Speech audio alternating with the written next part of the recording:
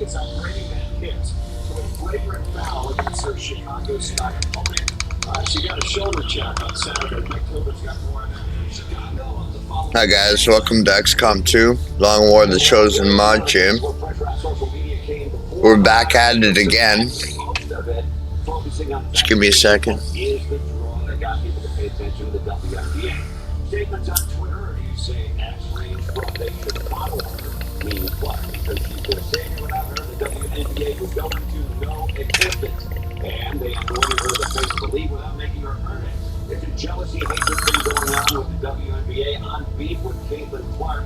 All of it in reference to a Saturday game between Chicago Sky and the Indiana Fever, in which Chicago guard Kennedy Carter threw his shoulder into Clark and knocked her to the hardwood while they were waiting for the ball to be inbounded on Sunday. In the face of all the pressure, the league upgraded the foul against Carter to a flagrant one violation. During the game, it was called just an away from ball foul.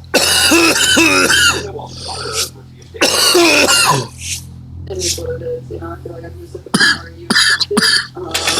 I don't respect whole person. I don't know what she's doing. Carter's teammate Angel Reese singled physical contact and skipped post-game interview for $5,000 and picked up policy. General manager of Fever. League needs to clean it up. Well, thank you, Mike. See where it goes. We're going to bring in podcast host Kennedy and Outkick host Charlie Arnold. A lady is the So Kennedy Carter, not to be confused with Kennedy, said this on Instagram. I grew up with all brothers. All we did is fight and argue. I love the hate more than the love, what you don't all understand. I'd rather you hate me than love me, and I mean that on my dead end. Weird thing to say. Weird. Well, I think if you don't want to answer questions about Caitlin Clark, maybe if you didn't treat Caitlin Clark the way you did, no one would be asking about you at the post-game presser. Kennedy Clark is a known bully in the WNBA. She was actually terminated from the first team she played on for threatening her own teammates and then waived from the second team she was on because of her quote poor conduct. But really, she's just a representative for, I think, how a lot of the players in the WNBA feel, and that's what the reporter just mentioned. It's a lot of jealousy and rage.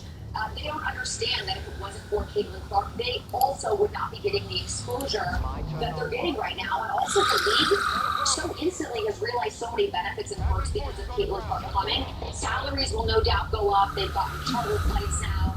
People are actually paying attention to the WNBA, which is incredible, but it's because of Caitlin. So they love to hate her. Yes, and they should. It should be a tough physical game. I thought that, you know, we wanted parity in sports.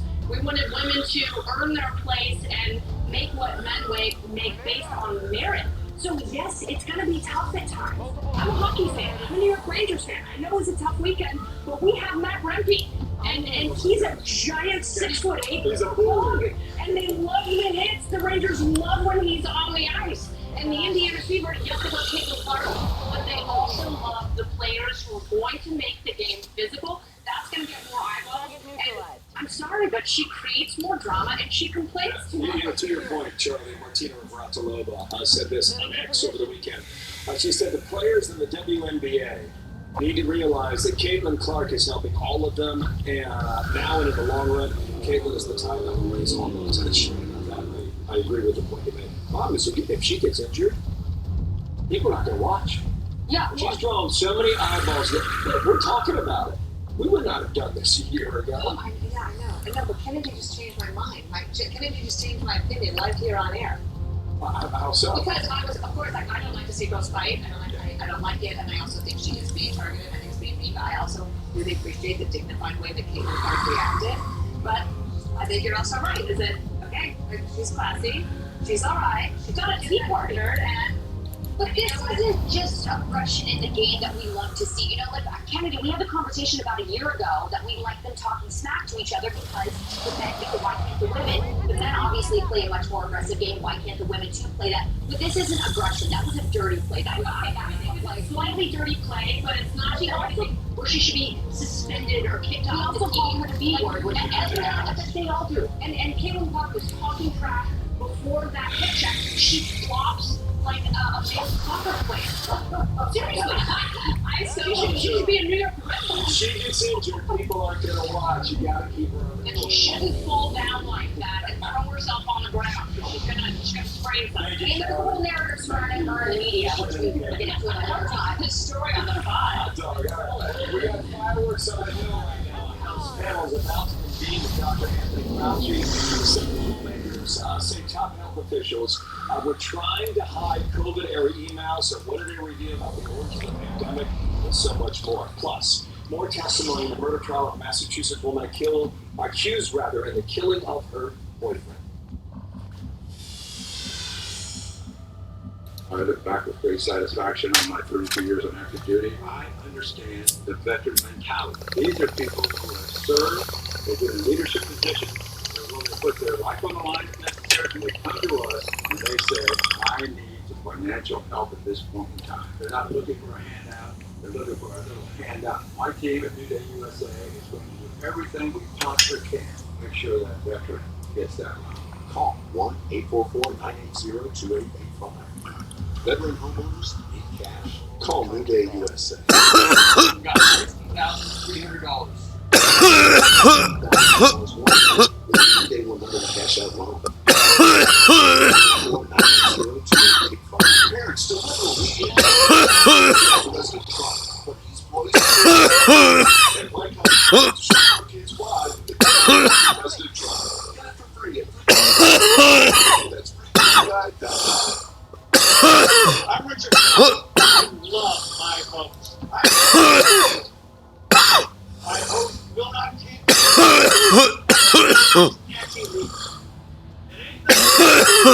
This is my host. The new Carbon Host Copper Bowl. Now infused with real copper, so your water is always clean and lead-free. Just turn on the water and watch your hose grow to a full-size 3/4-inch hose. It stretches and expands like a rubber band. And when you turn off the water, away it goes, shrinking and squeezing that water out until it's practically bone dry. And that makes it easy to carry and footprint. Our new energy uses 3 layers of high-strength latex polyester that is wrapped in a polymer filament jacket, similar to the technology used in forest fire hoses because it's light and tough, 3 times stronger than the other hoses. It's guaranteed for 10 years. Nearly impossible to tear or snag. And the redesigned connector protector helps stop leaks at the spigot. But my favorite part of our new hose tube, the oversized, easy to grip fit. Easy on and off, even with gloves. With more than 100 patents worldwide, it's the best pocket hose in the world. Get the super light 25-foot pocket hose copper bullet today for only $29.99. But wait, call now and get our copper spray nozzle with our exclusive thumb drive free. Simply use your thumb to turn off and on. And with 10 unique patterns, you'll have a setting for every job. It's a $30 value. Yours free with every 50-foot copper bullet. But it's not available in stores. This is an exclusive release of our newest pocket hose. There is a strict limit of 3 per order, so don't wait. Order now. To order, call 1-800-709-4650 or visit copperbullet.com. So call 1-800-709-4650 Fuck. or visit copperbullet.com. Hit him with a 5. Order now.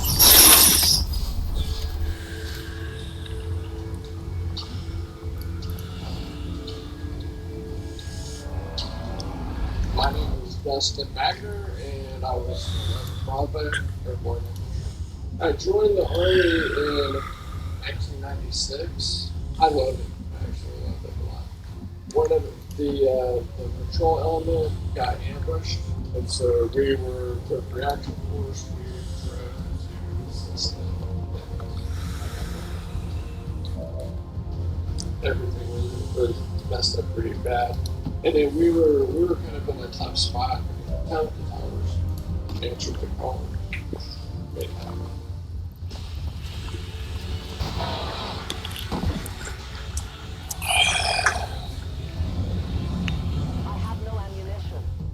Tell the tower built me a smart home, and that home wait. It came together.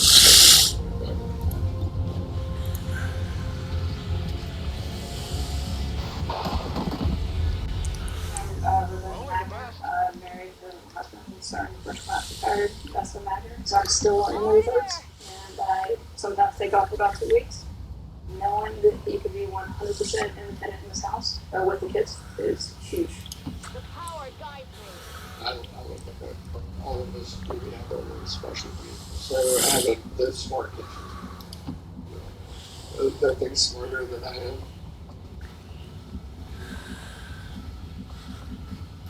Covering ground. It's crazy. Penalty Towers is my very first the whole way through. It's hard for me to express the gratitude that I have for you. Be lucky to have them on your side. Got it covered.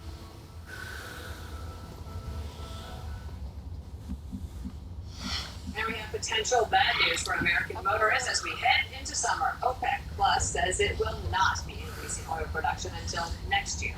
A move it says will offset sagging prices as the war rages in Gaza and shipping tanks under attack are still happening in the Red Sea. And this means high gas prices are likely to persist through the November election. So according to AAA, 1 gallon of regular gas costs $3.53 right now, and that could go up, folks. So brace yourselves. It's 369 in Ohio this past weekend. You're now on track. A woman accused of running over her boyfriend and leaving him for dead is back inside of a courtroom today in the Commonwealth of Massachusetts. Her defense attorneys say that she's the victim of a conspiracy. Molly lies at the courthouse and dead en masse. Molly, good morning.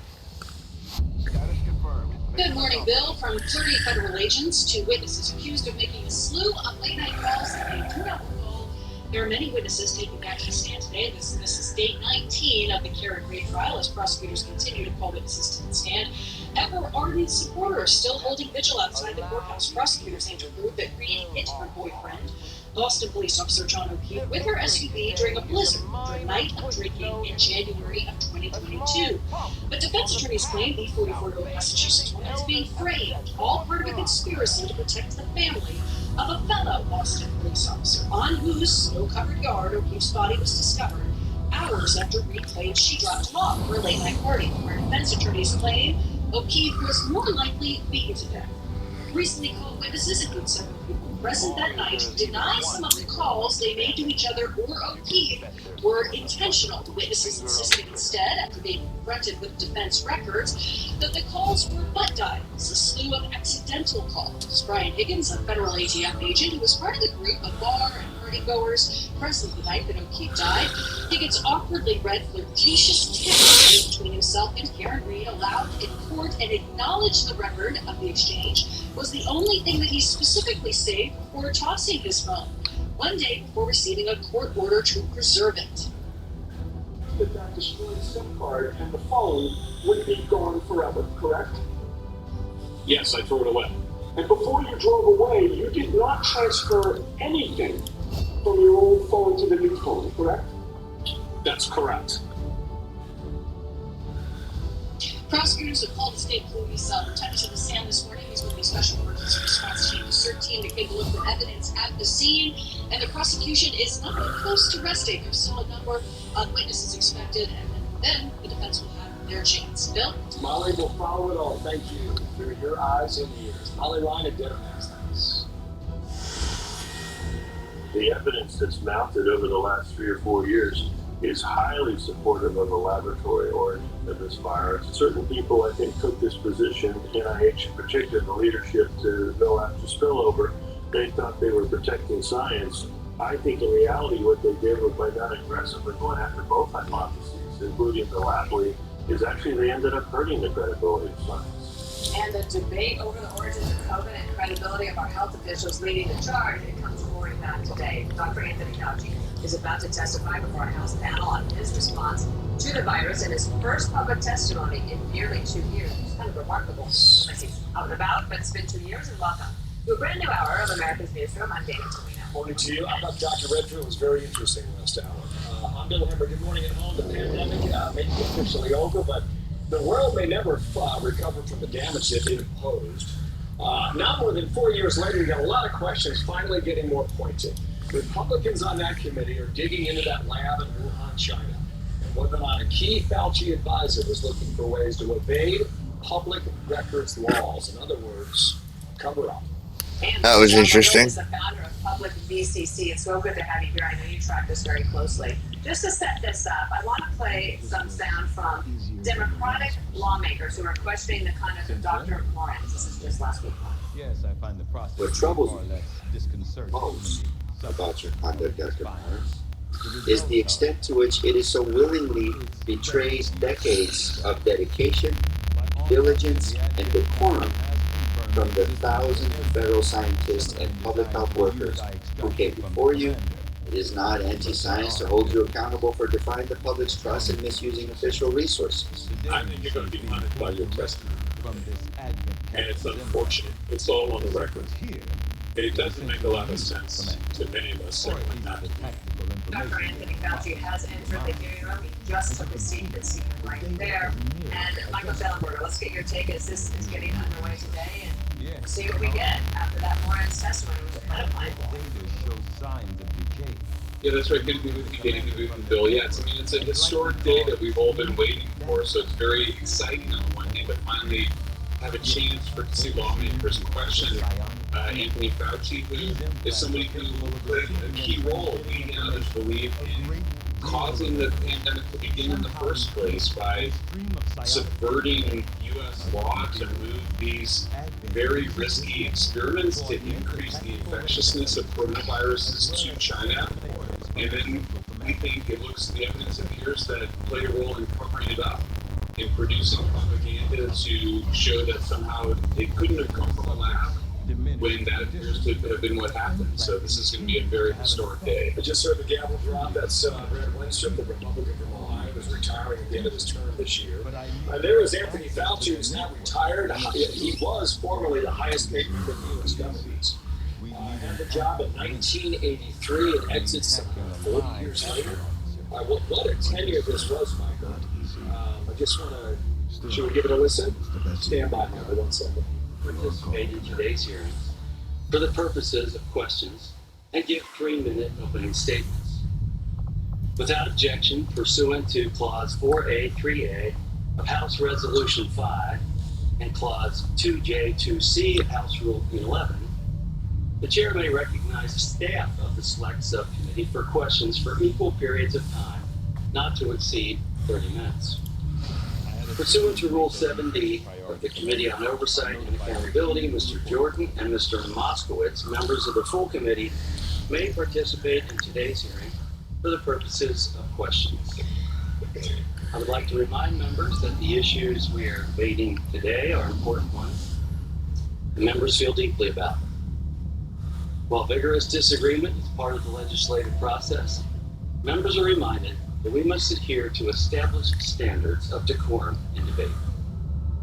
There is a reminder that it is a violation of House rules and the rules of this committee to engage in personalities regarding other members or to question the motives of a colleague.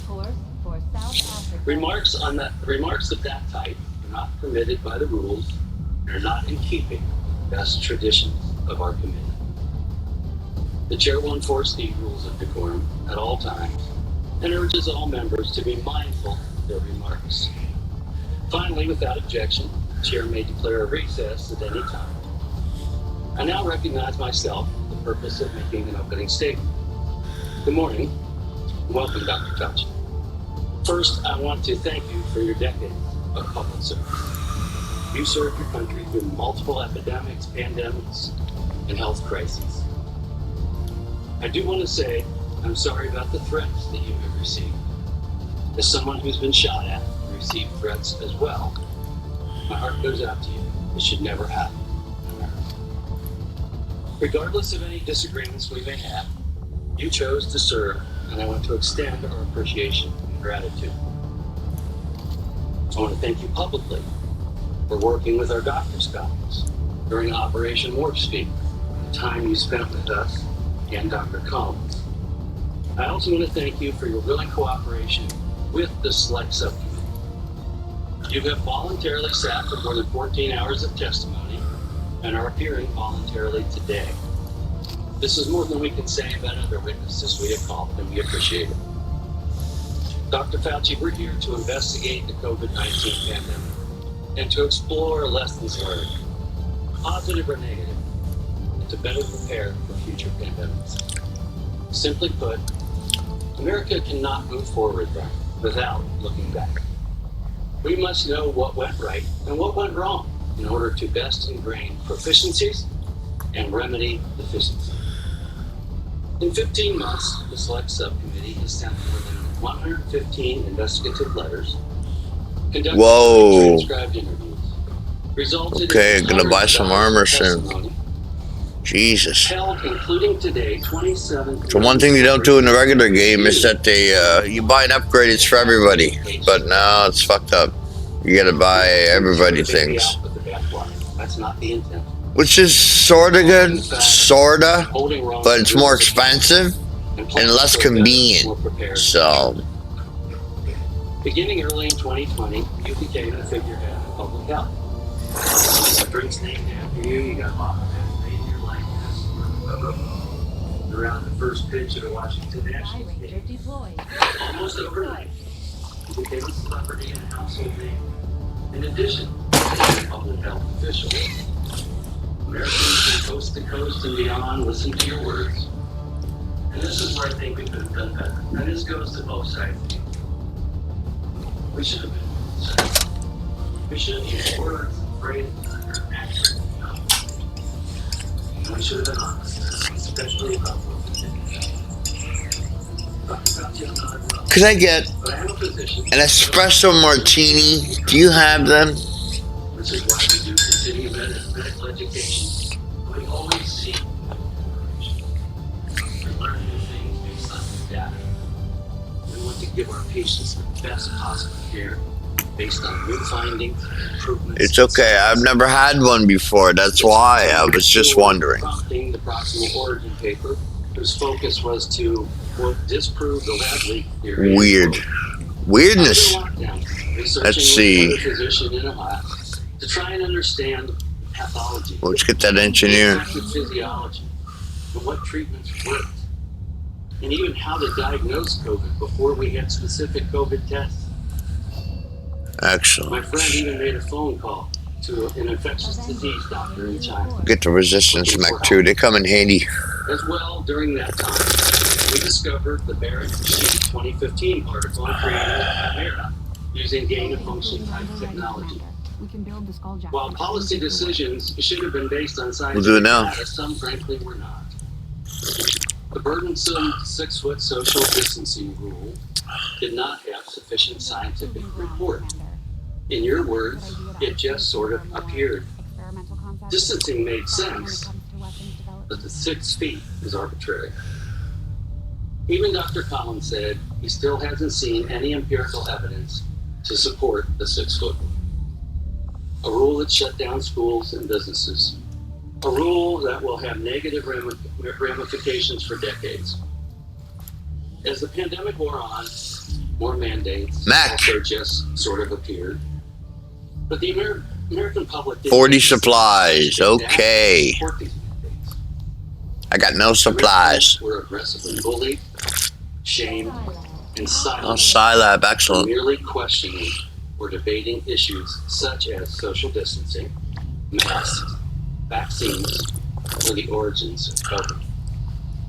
Many Americans were willing to comply with the 15 days to slow the spread and understood the necessity of banning travel from certain countries in an attempt to slow down the virus.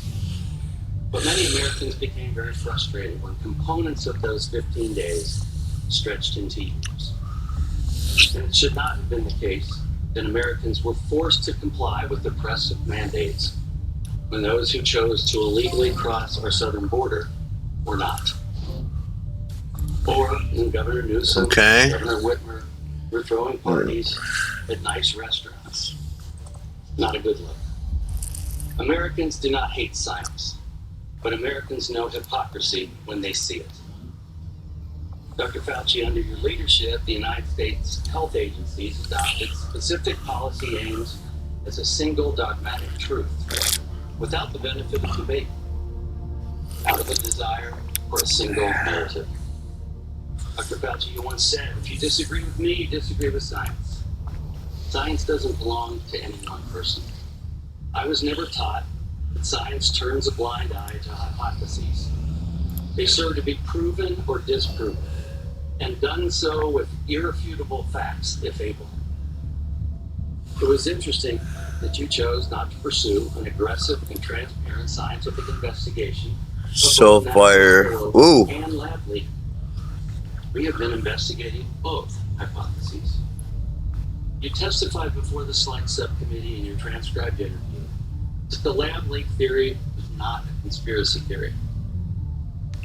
You embraced the proximal origin letter. It wasn't necessarily a full peer-reviewed research paper. But you embraced proximal origin letter and you shared it with the public from the White House lawn. So fire. In a transcribed interview that you did not review. I need supplies. Considered a potential lab leak of COVID-19. This is especially concerning if the works in question were conducted at a more risky and less safe BSL-2 lab. 22 intel.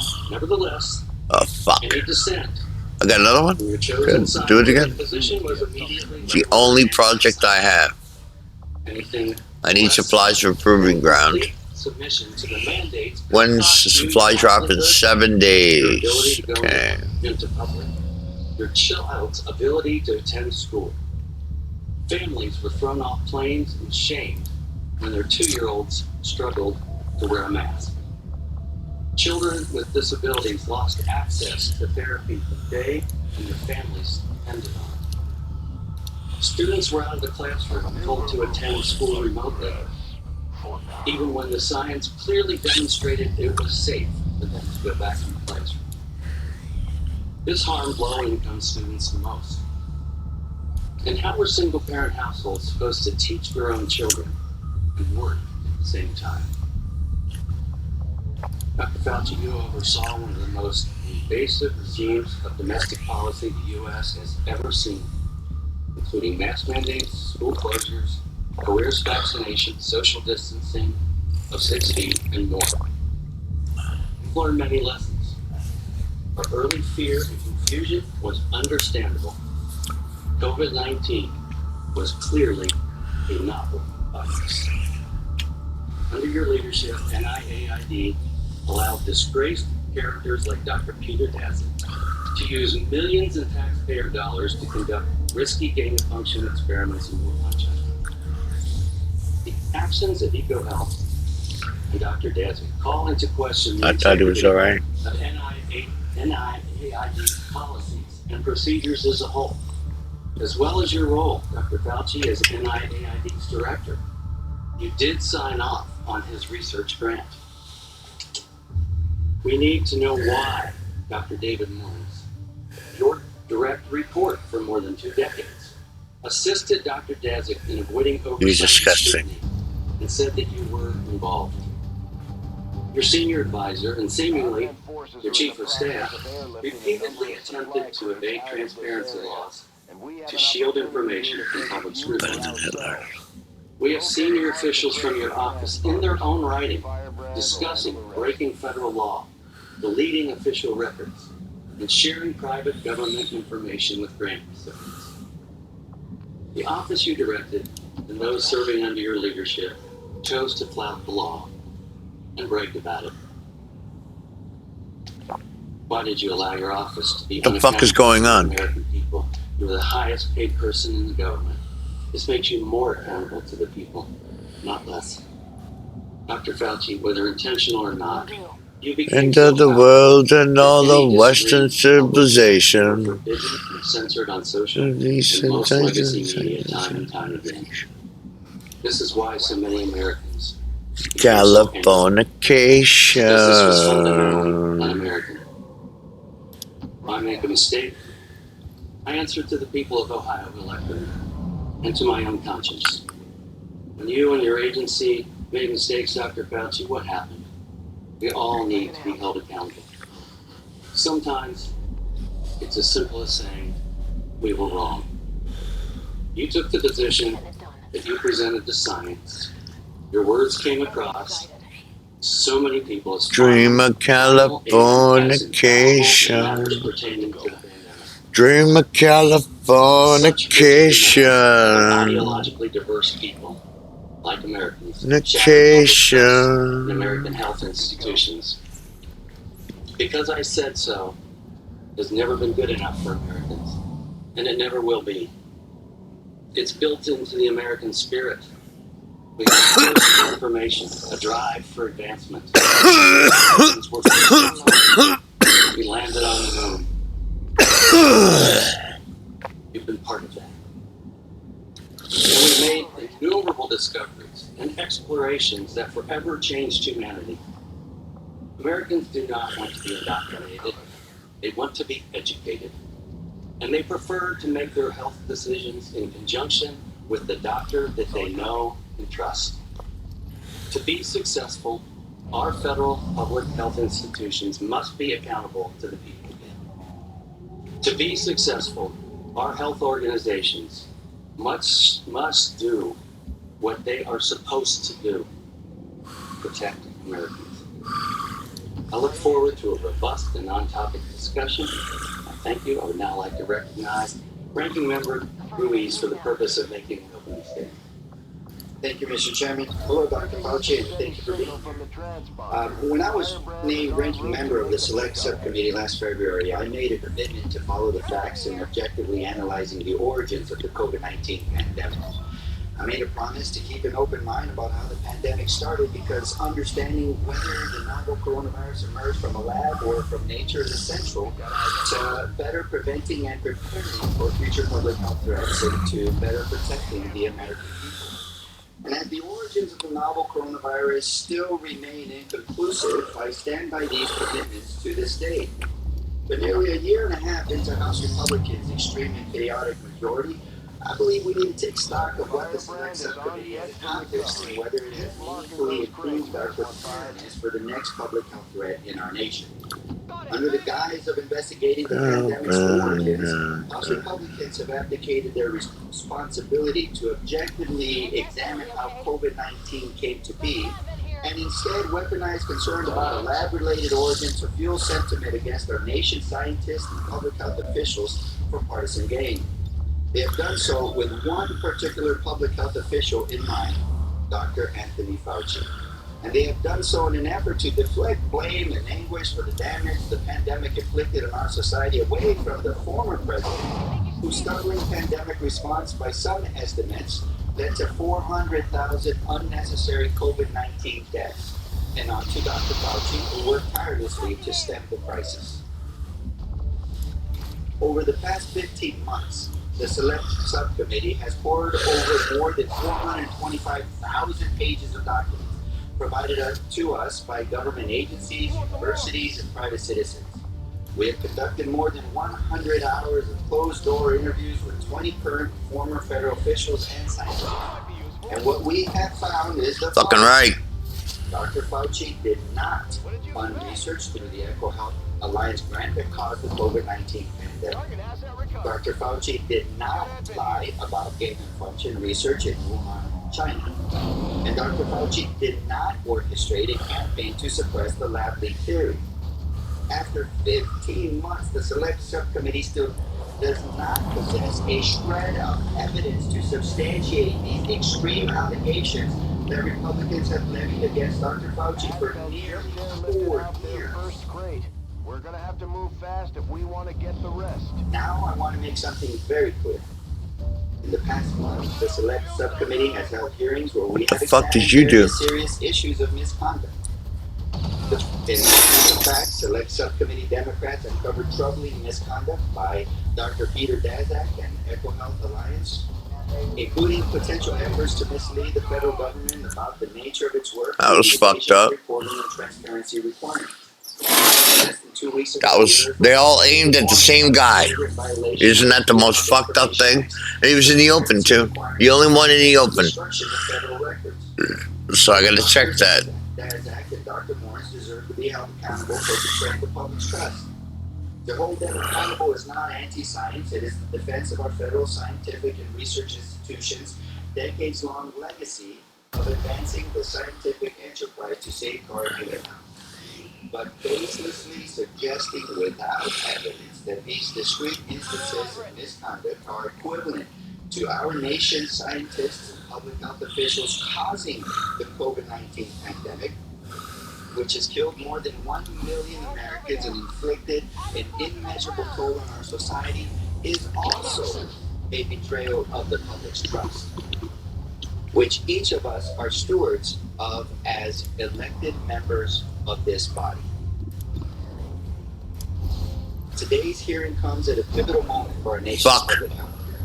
With the darkest days of the COVID-19 pandemic behind us, thanks to the Biden administration's leadership, we are now faced with a crisis of declining confidence in the very science and public health interventions that lifted our society from one of the most challenging periods in our nation's history. And as we look to the future, we find ourselves at a fork in the road. We can go down the path of fueling mistrust in the interventions that saved us, like vaccines, masking, and social distancing, and the public health officials like Dr. Fauci who work tirelessly and with extremely limited and evolving information about the novel virus to save lives during one of the greatest crises of our time. Or we can work constructively on the forward-looking policies and solutions that we know are necessary to prevent and better prepare us for the public health threats that are yet to come. Since my first day as ranking member, I set out to take the latter path, the path of putting people over politics and prioritizing solutions to better prepare us for the next pandemic. And it has been my hope that Republicans would join Democrats in the forward-looking work that will better protect our constituents. Strengthening oversight of potentially risky research domestically and abroad is an essential part of this conversation, and so is closing pathways for zoonotic transfers of viruses in nature and investing in our public health infrastructure to ensure that when future viruses arrive, we are ready. With Democrats, we're in the majority. We made important strides in these objectives by passing the Consolidated Appropriations Act of 2023, which strengthened the protections against undue influence in our biomedical research, improved training and transparency for the handling of select agents, paved the way for the interagency collaboration to fortify zoonotic disease prevention, invested in our infectious disease workforce, and enhanced our supply chain preparedness and ability to rapidly develop and deploy medical countermeasures. And ahead of today's hearing, more than 90 health and medical organizations, including the American Public Health Association, the American College of Physicians, the American Academy of Family Physicians, the Infectious Disease Society of America, the Association of State and Territorial Health Officials, Fuck you. and the National Association of I'll take the County and one. City Health Officials wrote to the Select Subcommittee urging us to, quote, stand against efforts to weaken the ability of the nation's public health agencies to protect the nation's health, and to take additional action to fortify our nation's public health workforce and infrastructure. I seek unanimous consent to enter this letter into the hearing record. Without objection. As we sit here today, I have not lost hope that in the remaining months of the Select Subcommittee, we can work together to build on this legacy and make objectively examining the origins of the novel coronavirus a part of this forward-looking work.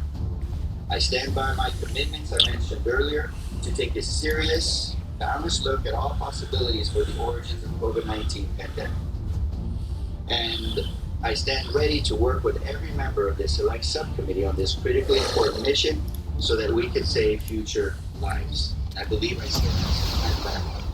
So at that, I'd like to recognize Mr. Raskin with the remaining time. Thank you, Dr. Ruiz. Public health is a matter of urgent and comprehensive public concern. Under Donald Trump, when the COVID-19 pandemic began and spun out of control, we came close to becoming a failed state, which the political scientists define as a state that cannot deliver the basic goods of existence to its people. Fuck. According to Dr. Deborah Birx, Donald Trump's own COVID-19 advisor, America unnecessarily lost hundreds of thousands of people because of the recklessness and indifference of Donald Trump and his administration. Now the people who brought you the political big lie, claiming absurdly that Trump won the 2020 election, which he lost by more than 7 million votes, now bring you the medical big lie, making the outlandish claim that Dr. Fauci was responsible for causing COVID-19. Using the Select Subcommittee as a platform for this disinformation, House Republicans now find themselves in the Fucking there. where their own investigation debunks their runaway political rhetoric. Just like the broader committee's impeachment drive proved only that there were no presidential crimes, much less high crimes and misdemeanors attributable to Joe Biden, the investigation of Dr. Fauci shows he is an honorable public servant who has devoted his entire career to the public health and the public interest, and he is not a comic book supervillain. He did not fund research to create the COVID-19 pandemic. He did not lie to Congress about gain-of-function research in Wuhan. And he did not organize the lab leak suppression campaign. Today, Dr. Fauci's testimony, along with the thousands of pages of documents, dozens of closed-door testimony provided to House Republicans as part of the COVID origins investigation, will dispel these hysterical claims and reveal that the people bowing down to a twice-impeached convicted felon who told Americans to inject themselves with bleach now want you to believe not only a big political lie, but a big medical lie too. I hope that this committee will be able to correct all of the propaganda and disinformation today. We'll be able to actually return to what the good ranking member has said, which is an authentic investigation of the origins of the pandemic. And I will yield back to the gentleman. I now recognize Mr. Griffith for the United States. Shit. Good morning. I want to again thank the leadership of this committee for including the Energy and Commerce Committee in this hearing. Dr. Fauci, the recent revelations that Dr. Moran, Senior Advisor, and your Chief of Staff, Greg Folkers, routinely evaded federal records laws, including the Freedom of Information Act, or FOIA, and those were a shock. It was a shock. I've been doing oversight now for over 14 years, or right at 14 years, and the scale of the effort to evade FOIA by some at the National Institute of Allergy and Infectious Diseases, or NIAID, has surprised even me. These men were among your most senior and trusted staff at an agency you led for nearly 40 years. They worked for you for decades. Your calendars show that you met with them multiple times a week during the pandemic.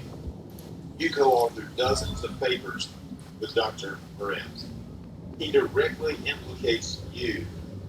Even the head of the NIAID FOIA office was apparently in on some of this conspiracy. And I know my colleagues on the other side love to say we're always talking conspiracy, but when the facts lead you there, whether you knew about it or not, when the facts lead you that your agency was involved in some form of a conspiracy related to COVID origins, we have to follow those facts.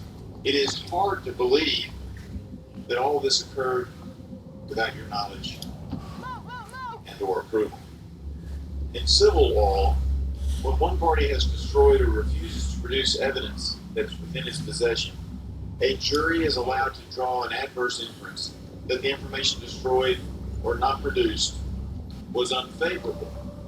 Therefore, until we get a full accounting of all of the communications among NIAID's leadership, it's reasonable for us to assume that missing information would mirror the private doubts expressed by so many virologists and other scientists related to your public position. While telling the public, the media, and Congress that COVID-19 almost certainly emerged from nature, experts you convened as a team privately worried that a research-related incident was a possible, if not the probable, origin of the virus. Dr. Christian Anderson even said in February 2020, quote, "I think the main thing still in my mind is that the lab escape version of this is so friggin' likely to have happened because they were already doing this type of work and molecular data is fully consistent with that scenario."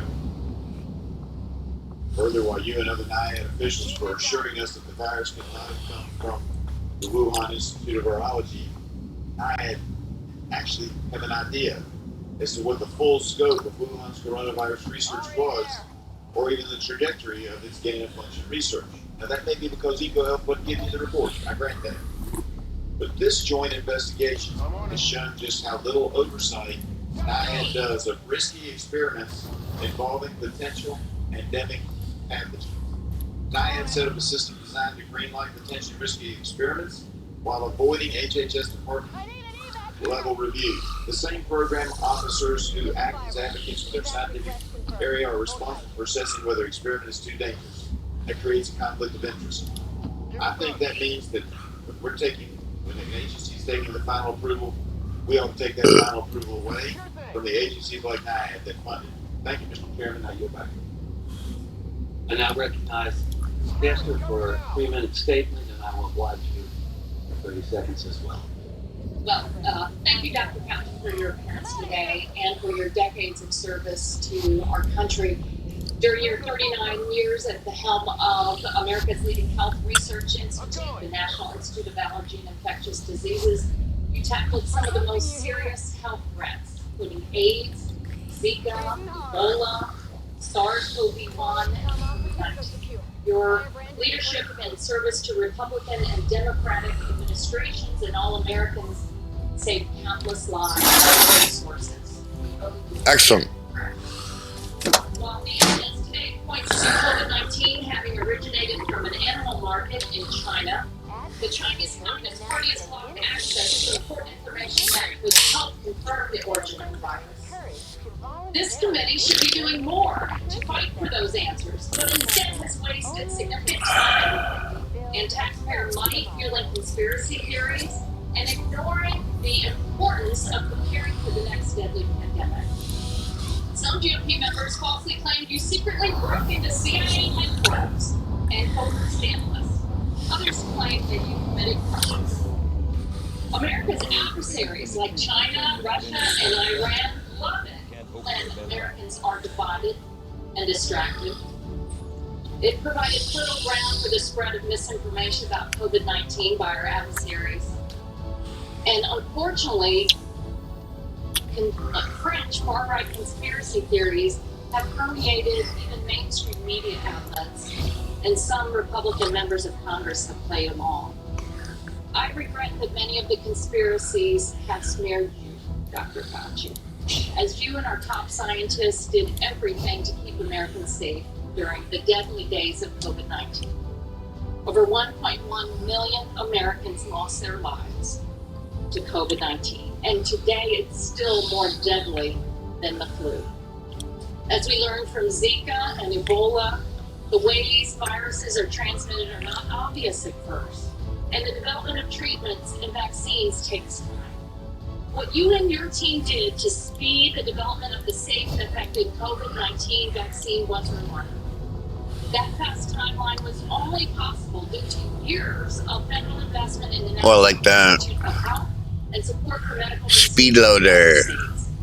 So one of the lessons learned from the pandemic is Cool. to continue to invest We got a bond. in medical health research in the U.S. for cancer, for heart disease, That's a cool for photo. diabetes, but also to prepare for the next pandemic. We must learn from the past so that we can keep Americans safe. That's why Democrats have worked hard to update America's pandemic preparedness law, the Pandemic and All Hazards Preparedness Act, to shore up public health and make us more prepared to tackle the next This guy's a pandemic. psycho, man. It's not too late for Republicans to join us and turn the least productive Congress of modern history into one where we are all for the American people to make our country safer and stronger. Democrats were able to prevent harmful rollbacks in medical research last year, and I urge my GOP colleagues to join us and move away from threatening and undermining American medical research at every turn. Wow. Constantly emerging. In the past month alone, we have been tracking new strains and variants of H5N1, Mpox, and SARS-CoV-2. Dr. Fauci, I'm sorry for the personal attacks you've received and may have to deal with today. But while you're here, I want you to know that the vast majority of Americans appreciate your work over the years. I look forward to continuing to learn from you, to learn everything possible about how we can take the pandemic lessons learned and put them to use to help keep our community safe and healthy. Thank you, and I go back. Thank you. Our witness today is Plating. Dr. Fauci was the director of the National Institute of Allergy and Infectious Diseases from 1984 to 2022, Just and chief medical advisor to President Joe Biden from 2021 to 2022. okay. Pursuant to Committee on Oversight and Accountability Rule 9G, The witness will please stand and raise his right hand.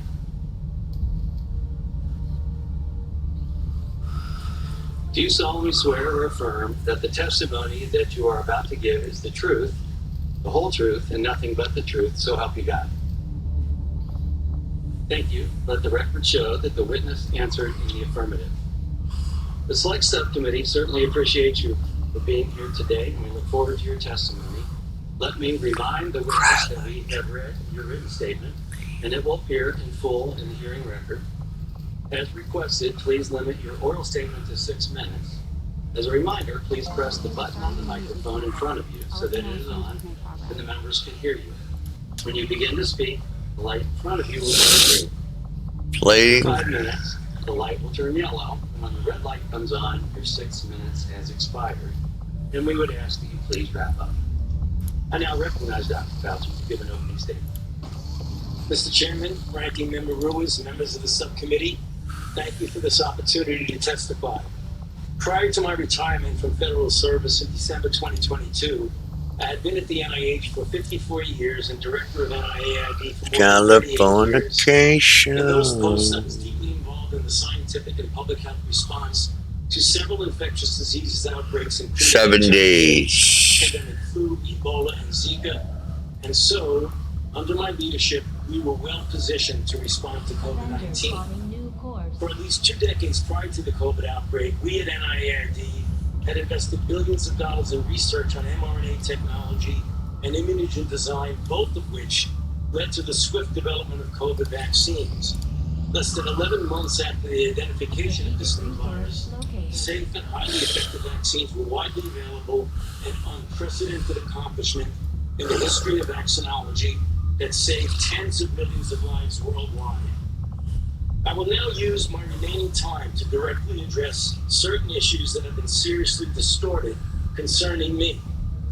The first issue concerns my actions regarding the possibility that SARS-CoV-2 might have resulted from a lab leak.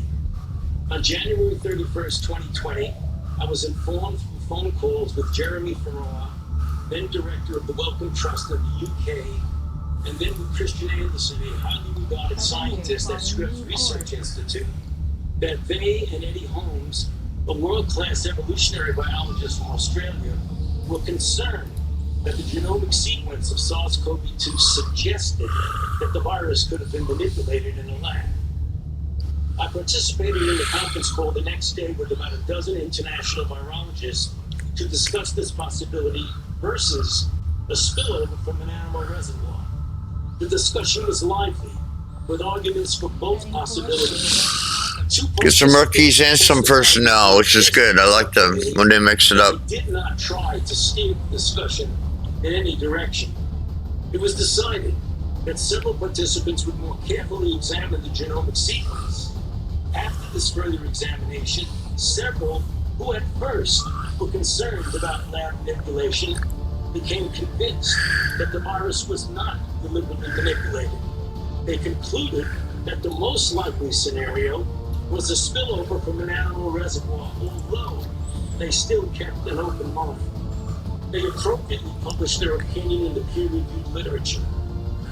The accusation being circulated that I influenced these scientists to change their minds by bribing them with millions of dollars in grant money is absolutely false and simply preposterous.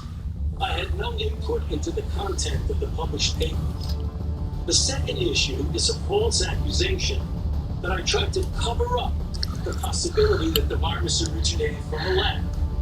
In fact, the truth is exactly the opposite. I now quote from an email that I sent to Professor Farrar on February 1, 2020. Quote, Jeremy, I just got off the phone with Christian Anderson and he related to me his concern about the furin site mutation in the spike protein of the virus.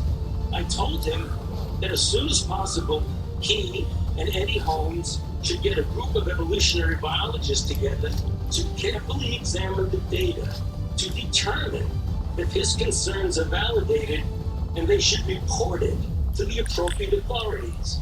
I would imagine that in the USA, this would be the FBI, and in the UK, it would be MI5.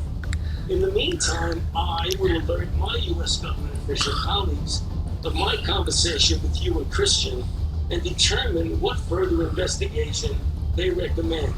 Let us stay in touch. Best regards, Tony, unquote. It is inconceivable that anyone who reads this email Excellent. could conclude So that good I was crew. trying to cover up the possibility of a lab leak. I have always kept an open mind to the different possibilities. Another issue is that of Dr. David Morans, who has the title of Senior Advisor to the NIAID Director, and who recently has been investigated for conduct unbecoming a government official. Naturally, given his title, a connection is made to me. With respect to his recent testimony before this subcommittee, I knew nothing of Dr. Moran's actions regarding Dr. Dazak, EcoHealth, or his emails. It is important to point out for the record that despite his title, and even though he was helpful to me in writing scientific papers, Dr. Morans was not an advisor to me on institute policy or other substantive issues. At NIAID, we had weekly executive committee meetings of the institute leadership and daily morning meetings of my immediate staff. And to the best of my recollection, he attended neither of these. Furthermore, his office is located in a different building from that of the NIAID director. Finally, in a majority staff memorandum of May 22nd, 2024, Yeah, he did, Fauci. there is a statement, quote, This guy's an Dr. idiot. Fauci may have conducted official business on the personal email, unquote. Let me state for the record that to the best of my knowledge, I have never conducted official business using my personal email. Thank you for listening. I would be happy to address these and any other issues in the discussion period. Thank you. I now recognize myself for as much time as I may consume for questions, with equal time being afforded to the ranking member. Dr. Fauci, February 1, 2020, you were on a call with Dr. Farrar, Dr. Collins, and other scientists regarding the potential that COVID-19 was engineered. Was CDC Director Redfield on that call? No, he was not. Dr. Fauci, you've said that you have to rely on virologists and evolutionary biologists regarding origins because you're not an expert. Is Dr. Redfield a virologist? I believe he is. Forces are in the process Yes. of airlifting a number of supply crates out of this area. Prior to the pandemic, NIAID awarded Let's save this. 3 grants via the New York Blood Center to Dr. Zhao Yusen. Are you aware of these? We'll see you guys next time, alright? Peace out. Yusen Zhao. Are you aware of those grants? Dr. Yusen Zhao. Your microphone is not on.